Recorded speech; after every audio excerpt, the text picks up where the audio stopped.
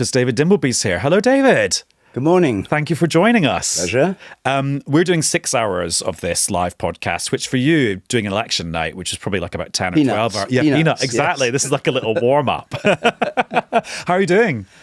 I'm fine. I'm watching this campaign with huge interest as it rolls on. Yeah. What's your take on what it's been like as a kind of national conversation?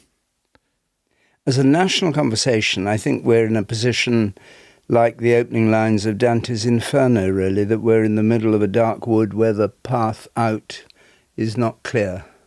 I think we're in a terrible state as a country at the moment.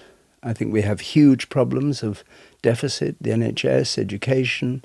So whatever government, and there seems no doubt about what the government's going to be, but whatever government wins has got 5 years to really move mountains. And I think it's going to be a difficult, painful period, and I worry for this country, to tell the truth.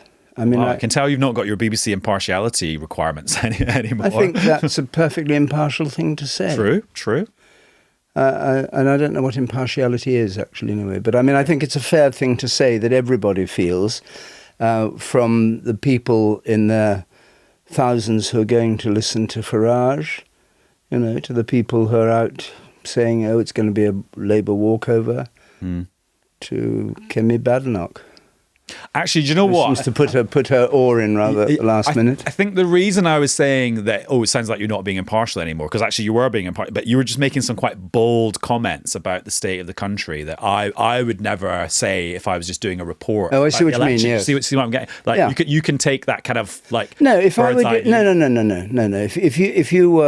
If I were interviewing you, and you were Sunak or Starmer, I would say exactly that. And I'd expect you to answer. No, I have no qualms about saying that. I think that's a given, that we're in a bad way. I mean, a lot of other countries too. I mean, it's global in effect, but I mean, not to recognise it, to say, oh, there's going to be a lovely dawn on Friday morning. There's a hell of a lot of problems.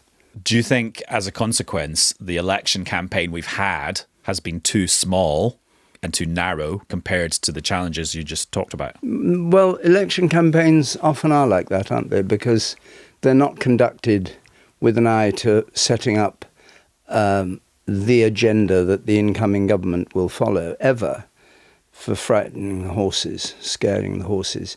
And I can't think of a single election campaign where the complaint hasn't been that the candidates are not talking about, quotes, the real issues. It's always the same mantra.